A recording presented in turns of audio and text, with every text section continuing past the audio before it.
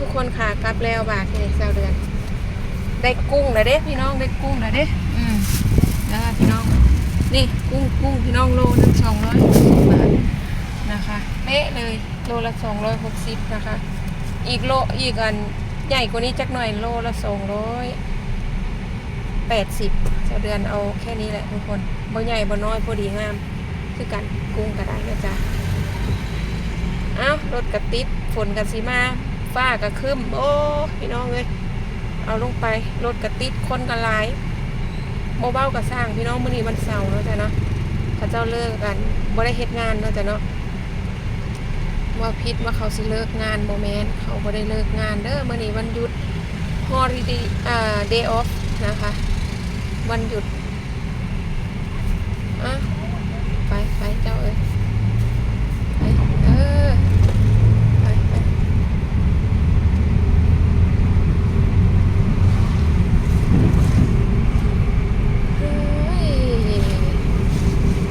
Work? Huh? Work? Yeah, work. His boyfriend?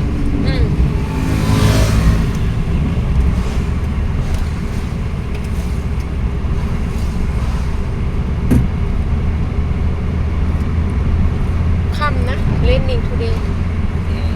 I think ค่ำฮะ La Maica. ละไม่นะนาวเพิ่นว่าพ่อใหญ่ Van hier.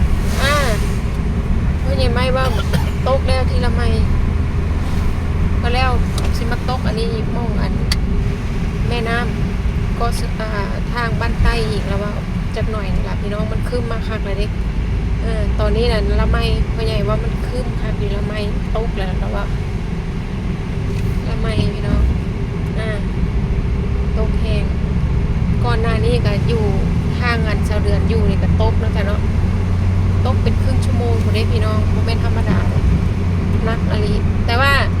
น้ำบ่ท่วมเพิ่นว่าน้ำบ่ท่วมมันก็สิไหลลงทะเลเขาเจ้าระบายลงทะเลพี่น้องใครแน่น้ำก็สมุยนะบ่ค่อย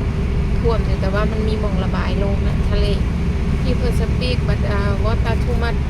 oil for in the road people make for in the beach go in the beach finish people speak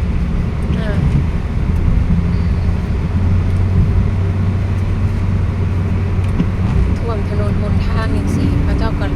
มีท่อน้ำระบายลงใส่ทะเลเลยนะคะพระเจ้าเคยอยู่มาหลายปีแล้วจ้ะชาวเดือนก็เคยถาม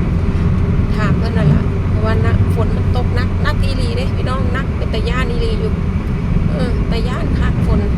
ก็สมุยไม่ธรรมดาเด้ตะย่านคักฝนคันได้ท่วมก็ท่วมตะย่านคือกันแต่ว่าอีกบ่โดนก็ระบายออกได้พี่น้องเพราะว่าลงทะเลนะจ๊ะเข้าทะเลเบิดโอเคอยู่แบบนี้เนาะพี่น้อง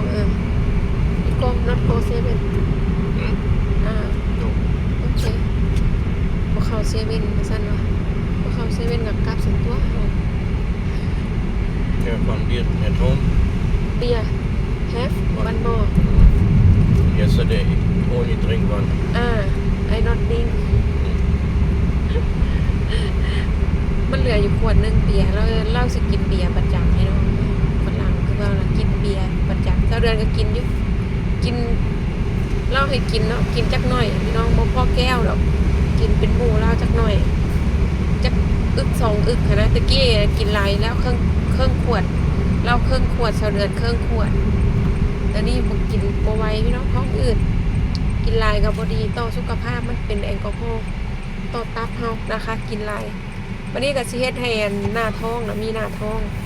กินเบียร์ก็ยุ่ยแล้วพุ่งยุ่ยอีหลีเลยจากที่บ่ค่อยมีหน้าพุงทั้งอ้วนน้ำนั่นแหละวะพี่น้องทั้งอ้วนน้ำนั่นแหละนะคะโคตรบ้านแล้วพี่น้อง